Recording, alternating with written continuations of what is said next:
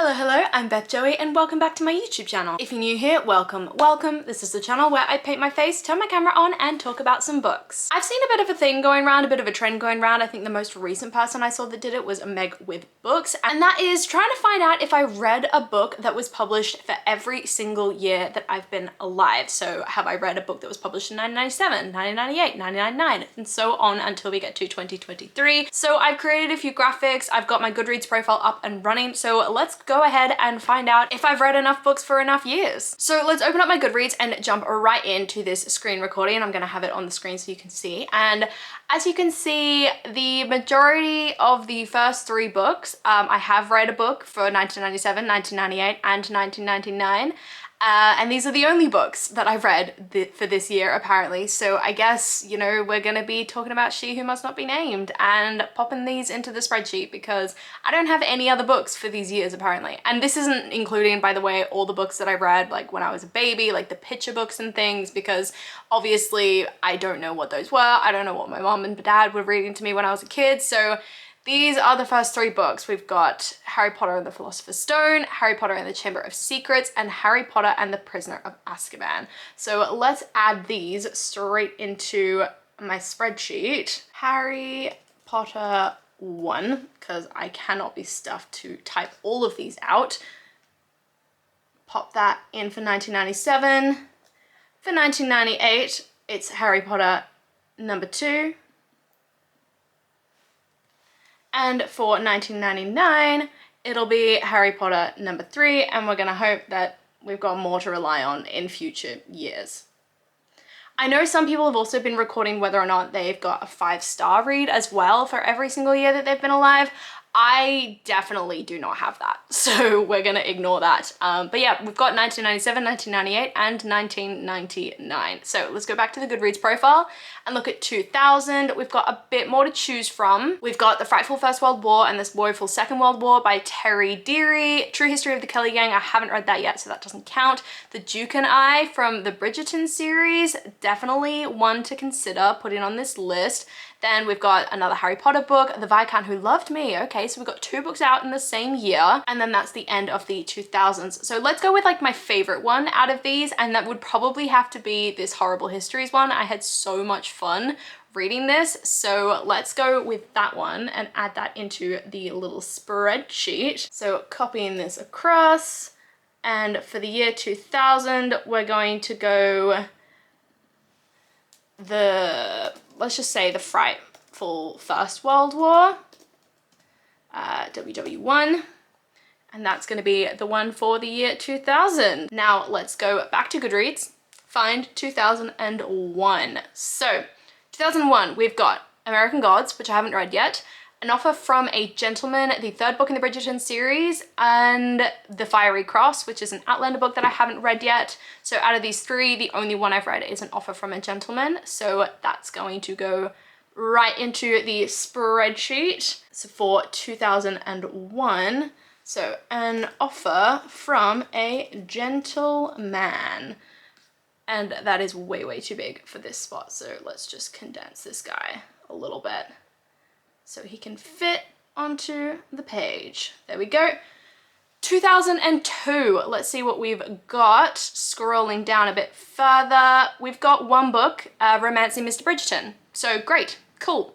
Popping that right in there. We're gonna go for Romancing Mr. Bridgerton, which is the 4th book, and I think that's the Colin and Penelope book from the Bridgerton series, which is, if you don't already know, if you've been living under a rock, is the next one to come out very, very soon, hopefully on Netflix, and I could not be more excited for that particular book. So that's gonna be 2002. Let's go to 2003, where we've got another Harry Potter book. We've got To Sir Philip with Love, which I loved. So we're gonna go with To Sir Philip with Love, and I think that one is the sister that begins with an E, whose name I can't remember. So let's go with that, To Sir Philip with Love. I remember that one absolutely destroying me when I read it, because it was just like the premise of the book, of how that sort of relationship started and how the Bridgerton sister came into that guy's life, was just soul destroying and really, really sad because it connected to another character that I'd literally just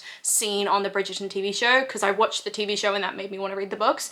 And yeah, the whole premise of that book had me in tears because I kind of liked that character. But anyway, let's go straight into 2004, where we've got When He Was Wicked. And that's all that we've got, so popping that right in. When He Was Wicked will be the book for 2004. When He Was Wicked. And now we just need to find 2005. Cool. We're going really, really well so far, guys. Like, this is, I did not expect to have these early years covered off as quickly. So I thought I might have to do some like Googling around or something, but apparently not. So let's go for 2005. We've got, ooh, the second book in the Just Perfect trilogy, which I was absolutely obsessed with. I've read this book maybe 50 million times since the first time I read it, and it was definitely the thing that like introed me to romance and introed me to enjoying like smut in my books and that sort of thing. So 2005, we've got Just Perfect, It's in His Kiss, we've got another Harry Potter book, we've got the first Percy Jackson book, The Lightning Thief, but I don't think that I've actually read that, so skipping that one. We've got Too Perfect, which is another book in the Perfect trilogy, Almost Perfect. I mean, these are all amazing, amazing books, this trilogy. I would recommend it to anyone who just likes a little bit of old school romance that's just a bit feel good and nothing too bad happens, but that's the end of 2005, except for this Outlander book, which I haven't read. So we're gonna go with Just Perfect, because that's definitely my favorite one out of that grouping. So popping that in there. Oop. My computer doesn't want to work. There we go. My computer just did not want to work with me today. Cool. So we've got Just Perfect. Let's go to 2006, where we start with Innocent Traitor by Alison Weir. I DNF'd that one, so I don't really think that counts. We've got On the Way to the Wedding, which is the last Bridgerton's book. Okay, so that's all we've got for 2006. So we're going to go with On the Way to the Wedding. Copy that in. God, thank God for like these long series, like these Bridgerton series, even Harry Potter for saving me in those first like couple years when I literally hadn't got anything that I could count for this challenge. So yeah, love a good long series that started ages and ages ago that I can put in here. But anyway, 2007, what have we got? Oh, City of Bones. The first Mortal Instruments book came out in 2007. That is amazing. God, that feels like a lifetime ago. And then another Harry Potter book. Well, the last Harry Potter book. So let's go with City of Bones and pop her in here for 2007. And there you go. You've got another long series that's going to keep me going on this whole challenge, because that one, I think you had a book come out like once a year or like basically once a year, if not multiple times a year for that series, I think. Anyway, let's go 2008. We have got Bridesmaids by Jen Costello, which I did not enjoy. We've got Magic Burns by Ilona Andrews, which is the second book, so there must have been a first book that came out before that. But anyway, I had fun with that.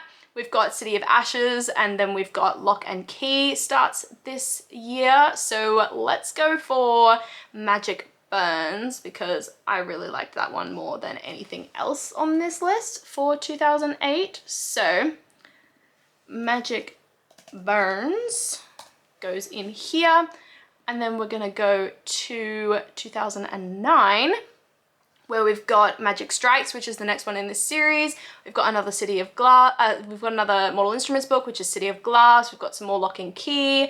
We've got another Outlander book that I haven't read. So let's go for Magic Strikes. Again, another series that's just gonna save the day on this front, because this series was going for quite a while and I've read most of the books, I think, in that one. So Magic Strikes for 2009. For 2010, we've got Magic Bleeds, we've got another Lock and Key book, and we've got probably some more. We've got Clockwork Angel, came out in 2010.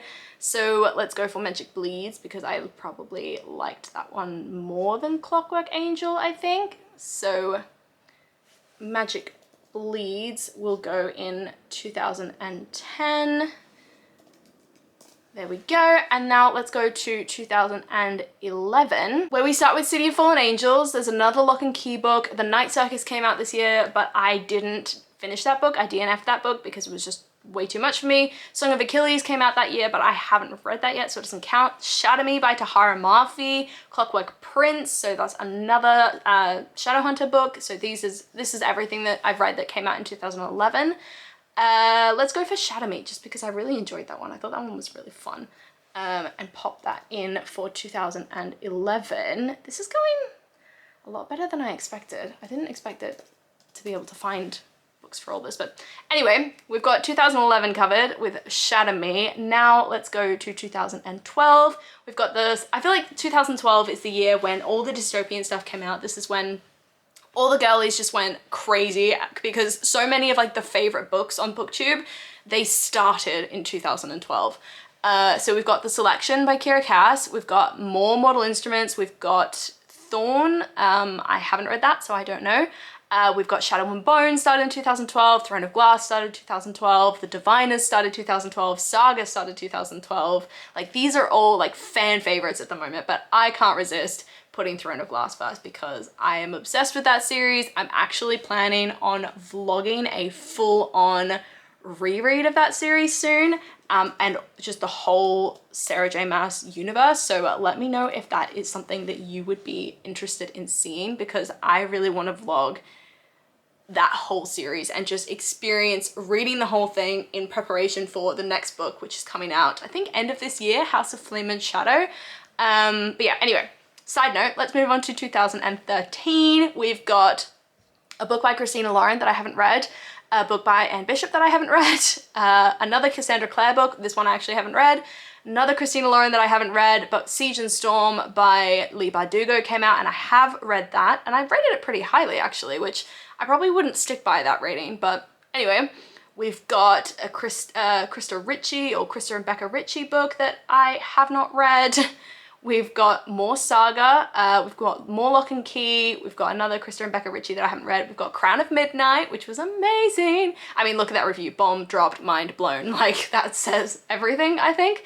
We've got the Bone Season. Oh, it's gonna be tough to choose between Crown of Midnight and the Bone Season. After We Collided, not great. Oh my god, Burial Rites. Oh, so many good books came out in 2013. Oh my god, Burial Rites was incredible. Shadowhunters Codex, which is kind of, I guess, a spin-off of that series. We've got some more Christina Lauren, Krista and Becca Ritchie, and then we get to 2014. So I think I'm gonna have to go with Burial Rites because that was my favorite book. Like, I think the year that I read it. I think I read it this year actually. So it's one of my favorites so far this year, or it was one of my favorite books for the entirety of last year, depending on when I read it. Maybe it was last year. Oh my god, I can't. Is anyone else like really struggling to keep the year straight in their head at the moment? Because that is me. So Burial Rites will be for 2013. Let's go for 2014.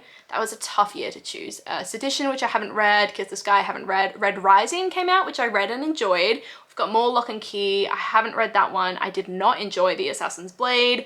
Saga Volume 3 came out. I haven't read these Calloway Sisters ones. I haven't read All the Light We Cannot See. So I think that's one that you guys were recommending to me for a really, really long time. So maybe it's something I should read. We've got another Leigh Bardugo, some more Cassandra Clare, Diana Gabaldon, The Kiss of Deception, which I haven't read, but I've seen people talk about how amazing it is. We've got some more Addicted series. Solitaire by Alice Oseman came out that year, but that's not one that I loved nearly as much as the other Alice Oseman books. We've got some Colleen Hoover. Heir of Fire came out that year. God, a lot came out in 2014. I feel like this is going to take forever. I can't list off everything. So let's go for Heir of Fire, I think, because that would probably be my highest rated book for 2014. This is when, like, I'm confident that we'll have a book for every year from 2014 because that's kind of when I've been reading from. Like, I've been reading all the BookTube darlings when I first started my BookTube channel and was like really wanting to get into what everybody else loved. I read all the BookTube darlings from like 2012 onwards. So I think we'll have one for every year and from now on, so we're pretty safe. Let's go into 2015. I'll say that and like we'll immediately have nothing for 2015. We've got Golden Sun, which is the second book in the Red Rising series. Red Queen I really enjoyed. I DNF'd Fighting Silence by Ali Martinez. So at the moment we're going for Golden Sun, I think, for 2015. A Darker Shade of Magic I enjoyed. The Deal, that was fun. I might put The Deal in because The Deal was a fun read. But yeah, oh no, A Court of Thorns and Roses. A Court of Thorns and Roses was 2015. Oh, and so was Nick and Charlie. God, that feels like a long time ago. Oh my god, so many good books in 2015. I love so many of these books. Okay, I'm gonna go with The Court of Thorns and Roses because I don't want to have to go through every single book that I've gotten here for 2015. So we'll go with A Court of Thorns and Roses, and this whole video is basically going to become a Sarah J Maas appreciation video because I feel like she's had a book every year since, you know, Throne of Glass started, so we're probably pretty safe on that front. So we'll put A Court of Thorns and Roses in here, squish her in a bit because she doesn't fit, and we'll find something for 2016, which will be like the next Throne of Glass book, or maybe the next ACOTAR book, I don't know. So anyway, 2016, scrolling past all the ones that I haven't read, we've got Lost Among the Living, which I DNF'd, we've got Every Heart a Doorway, which I didn't love, DNF'd Ashes of London, A Court of Mist and Fury came out that year, so of course, Red Platoon came out. Wait, am I looking for 2015 or 2016? 2016, yeah.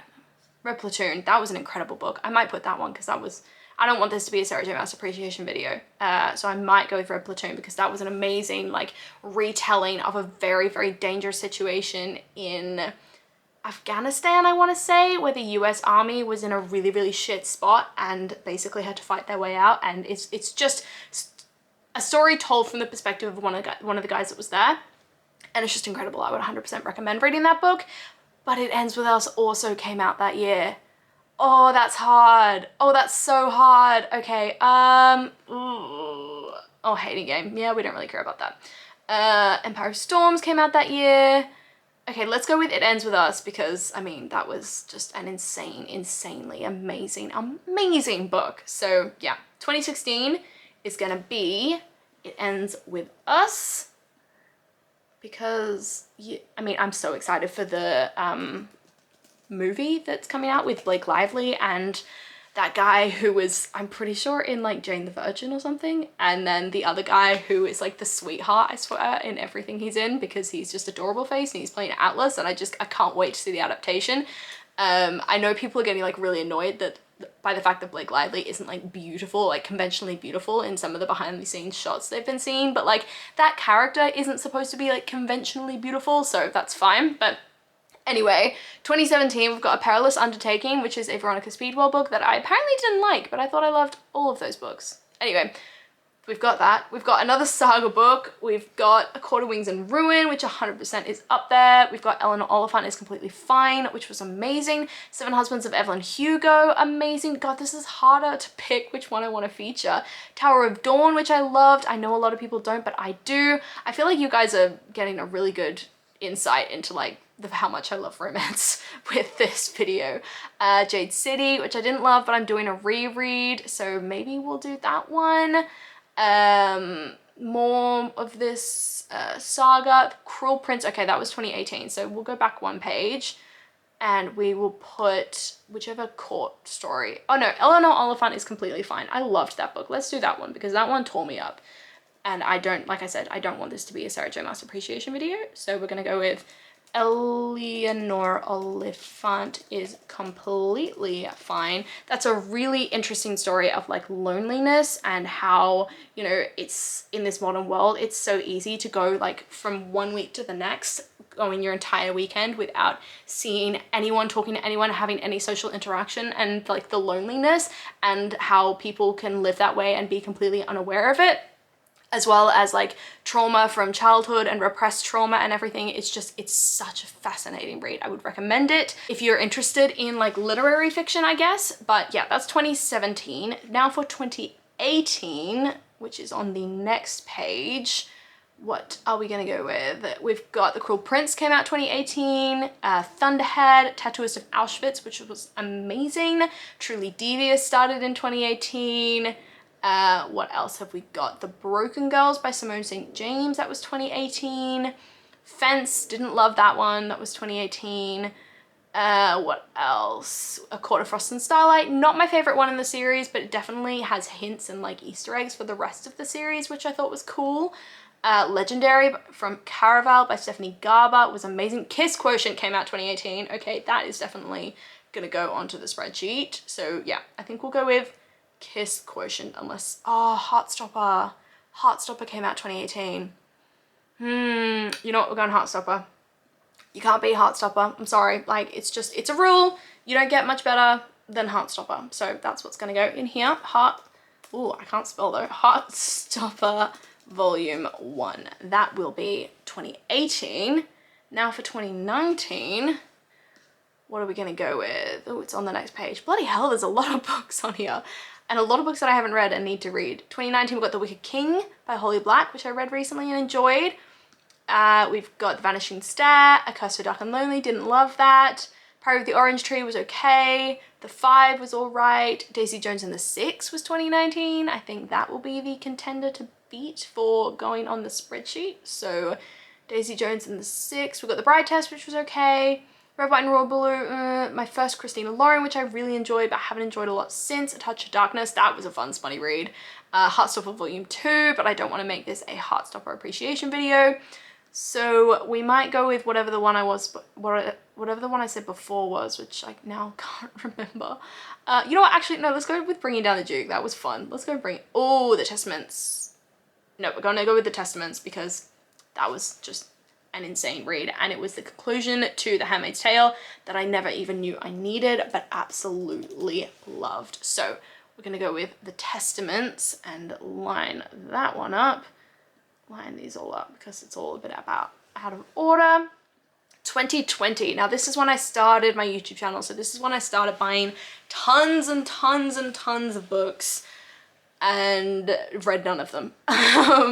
So I have so many books probably that all came out in 2020 that are on my TBR. So Sanatorium I read, thank God, but this Karen McManus I haven't read. Next Bridge of Camera I haven't read. Hand on the Wall I read and really loved, so that'll be the one to beat at the moment, Hand on the Wall. Atlas 6, didn't love that. I know it's blasphemous to say because it's a booktube darling, but sorry about it, didn't love it.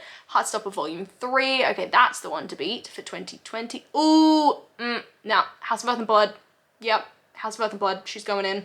Because that was the book that started all of this. That was the book that got me back into reading. That was the book that had me going, maybe I should talk about my books, because Ben saw just how much I was raging and raving and just amazed by House of Earth and Blood.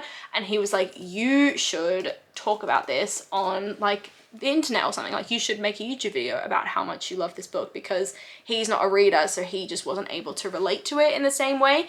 So he would listen to me talking about how much I loved it, and he'd be like, I'm so glad you had such a good time, but he had nothing to like contribute in terms of like, you know, when I'm talking about the writing or when I'm talking about the plot or the romance, and he's just like, I just don't have anything to relate that back to. So he wasn't, you know, he's not a reader himself, so he wasn't able to like contribute as much to the conversation.